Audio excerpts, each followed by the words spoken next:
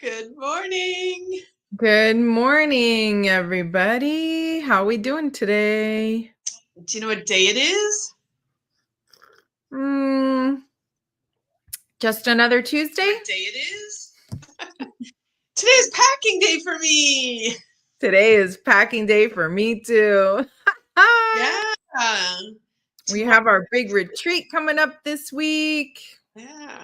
Julieta's getting on a plane tomorrow. I am. I'm so excited. Very exciting. I have been putting together totes and I packed the gong and I packed the singing bowls. I have like their original boxes because my singing bowls are 18 and 20 inches. So they're really big and, they're very delicate. So if you so much as look at them wrong, they might crack. So I kept all the original shipping boxes. So I've got that. I've got the gong. I don't know how I'm going to fit all this in the minivan, but we're going to do our best. And Magic. It yeah, will all fit. it will. It'll be great. You want to hear a harrowing story? Speaking of the van, Harrowing. Tell us. sorry, I had to take a sip there. P.S. Look at my cute little mug. Georgia Storytelling Storytelling Festival. festival. Yes, Oh. what an amazing event that was. It was a couple months ago, but the fact that there's 3 days of literally people just telling stories, I was an absolute heaven. But anyway. So this past weekend, I drove to Atlanta for a 5 people boudoir shoot. So it was like a boudoir party, basically, like a girlfriend's Okay. party. And Wow. and it was, ladies that had known each other for 25 years and beautiful, gorgeous house, and we had so much fun. And I got a makeup artist from Atlanta so that my makeup artist here wouldn't have to go so far, etc. Anyway, had a great time.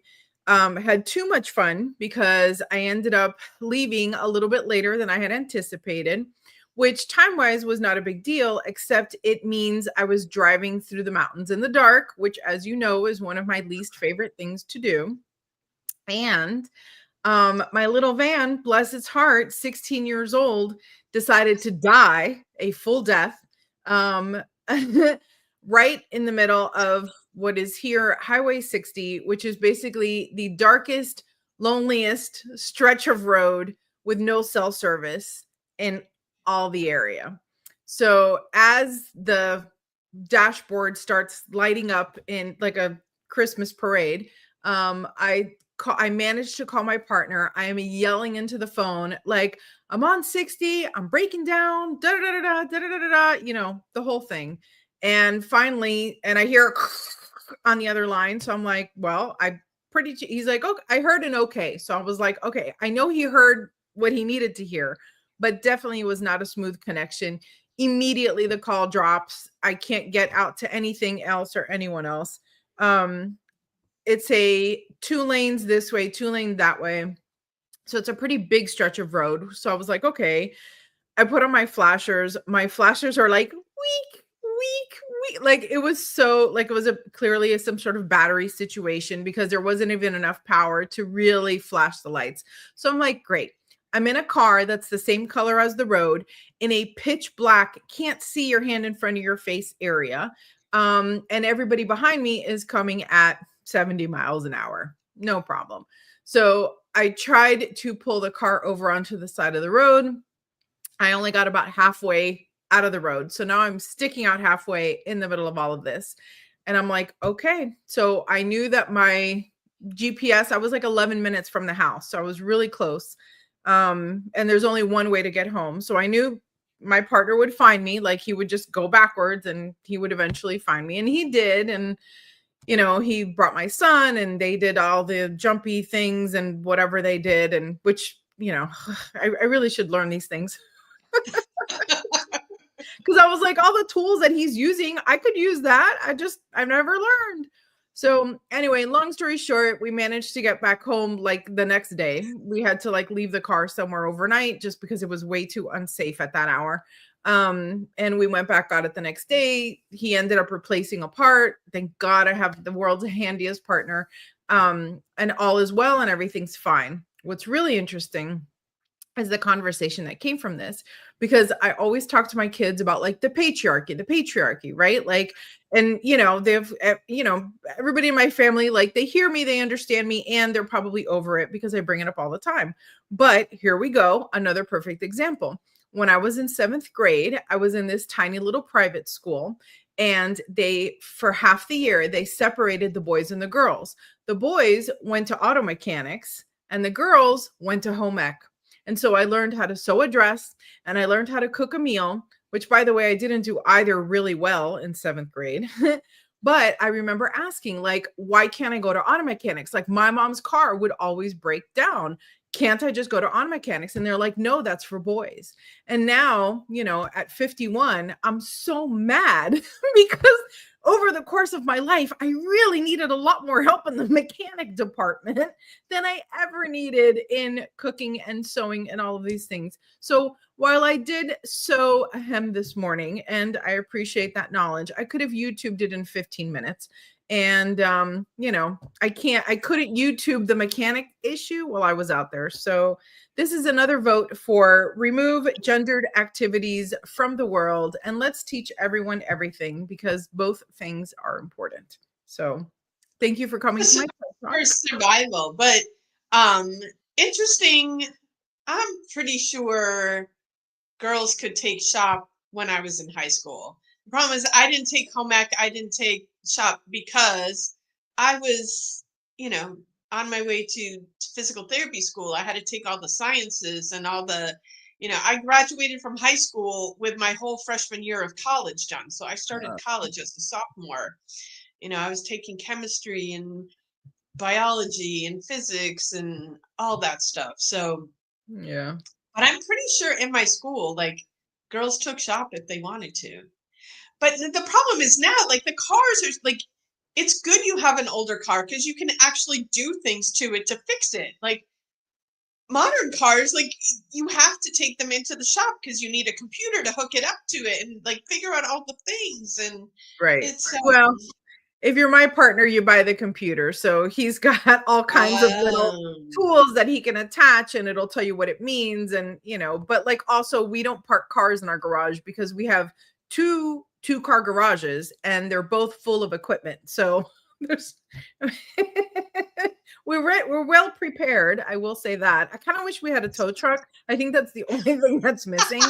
How much is that? Is that a big deal? Like, I don't know. Anyway, so every time I think to myself, okay, I really need to get a new car because I did buy this vehicle when the kids were born and they're 16 now, but then he fixes it and it runs perfect. And I'm like, well, why get another car payment? I'll be fine. So anyway, that's where I'm at. I'm probably going to start taking a collection for Graciela needs a new car, even though I don't want one.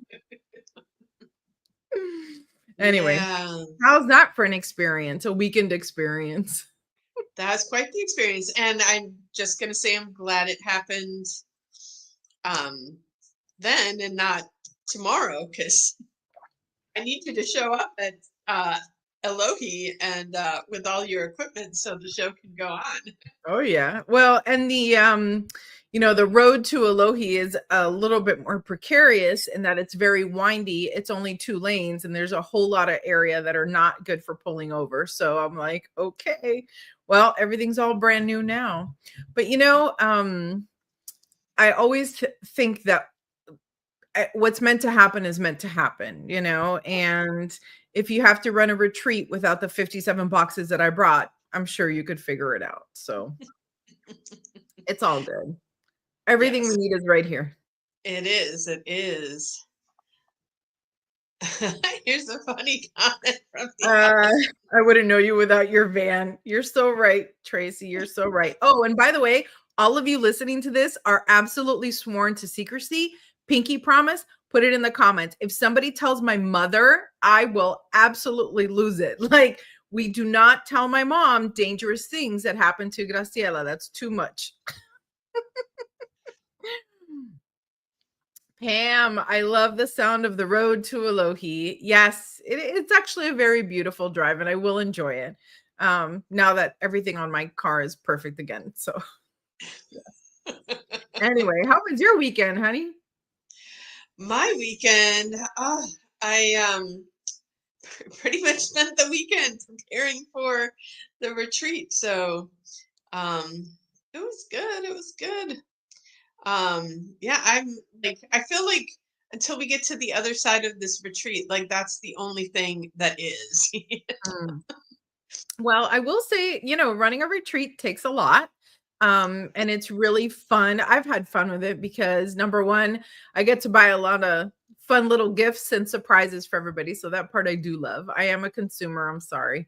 And I have enjoyed mixing what I already know along with new information. So each time we do an event, I always tell everybody it's so just as much for me as it is for everyone else. So I've really been enjoying just picking up some new information, relishing in some old information, and I'm excited to share it all. What's great about this retreat is that we have such a wide variety of experience and people coming with all different places in their lives along the path. So it's really going to be I don't know, just really, really neat, to be able to have folks that have never heard of chakras before and people that work with chakras all the time. And, folks that are looking to level up and folks that are looking to dig out, I'm really excited about that. I think it's going to be the perfect combination of women to kind of let everyone go home with the realization that we just need to support each other. Yeah,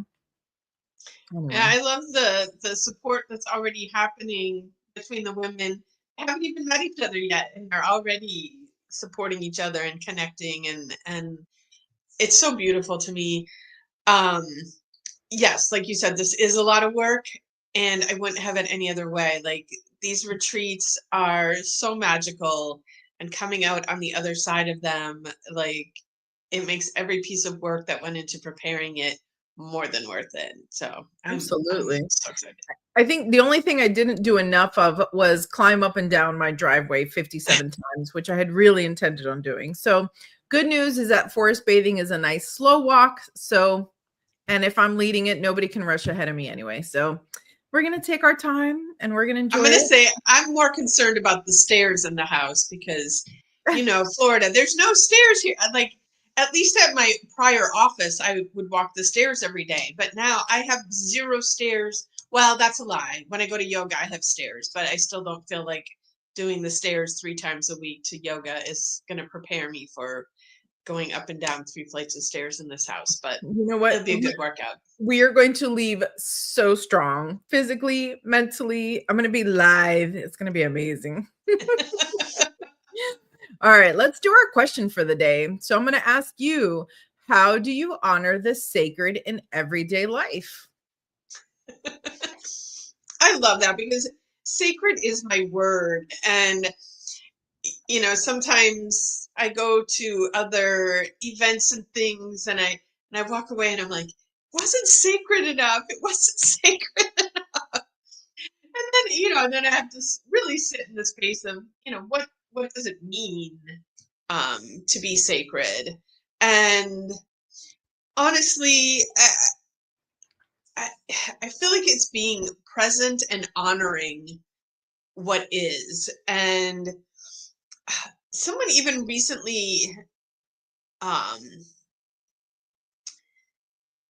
we were talking about like things that are man-made, not natural, da da da da. And someone said to me, "It's of this earth. It's created from what's here. It is nature." And like if you respect it that way, like it will change your relationship with it. And I'm not gonna lie, I do have to say I still struggle with like a lot of the chemicals, the toxicity, like we don't need that in our world. Like you see what it's doing to people. Um, but it is still part of our nature. And if we got more sacred with these things, maybe humans wouldn't be putting them out there. But um I feel like Yes, like my whole life is sacred, making my cacao this morning. I had a beautiful little prayer and conversation with the cacao before we went live. I feel like my work, you know, doing healing sessions with people is very sacred. And I feel honored that people trust me to come in and serve them in that way. Um, and so I'm putting it out there, right? Because this is something that I've been saying and I haven't been following through with. But I think that praying with your food before you eat it is so important. And I'm not going to lie, I get caught up in the busyness of every day and I forget to. And I met a friend for coffee this weekend and we both were talking about this. And I was like, all right, we're committing to this together. We're going to pray over our food before we eat it. And I forgot. So putting it out there now, like if you see me, ask me if I prayed over my food. I love that. I love that. I think sacred for me is intention, it is attention, it is mindfulness.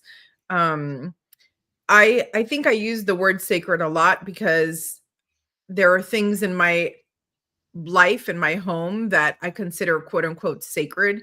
So sometimes it might be that I'm driving in the car and like, I don't know, some Led Zeppelin song will come on and I make my children be quiet. And I'm like, this song is sacred. You must listen to this, because this is important. You have to know the basics of rock and roll, right? And then books to me are sacred. People's words are sacred. When I was in elementary school, I was in, well, that same school that made me take home ec. It was a private Baptist school. And in there, they taught us that, of course, the Bible was sacred. And one of the major rules, which is had ingrained in my life, is that you don't put the Bible on the floor and you don't stack other books on top of the Bible, right? Now, setting aside religion, setting aside the Bible in and of itself, I always extrapolated that to books in general. So, like in my house, you will never find a book on the floor. You will never find like a coffee mug on top of a book. I don't even break the spine, like how some people take a book and they crack the spine. To me, that is like a high level offense. I don't do that because to me, it is all sacred. So, I think sacred shows up where you look for it to be. If nothing is sacred, then even a human life is not important, right? Because we dispose of human beings all day, all the time. Right now, as we speak, human beings are being disposed of. So, what is sacred? If not what you give attention to, what you honor, what you protect, right? So, I know we can't put our attention on everything all at the same time, but what you do have the bandwidth to put attention on, that is sacred for you. So that's how I look at it. I think that's how it shows up in my life. Beautiful. Yeah. um, I do want to, as the healer over here, whenever I hear the word sacred, I can't not think of the sacrum and the sacred bone in our body. And um, I think probably almost every client that comes in, we have to give attention to the sacrum, the sacred bone. And it's almost like I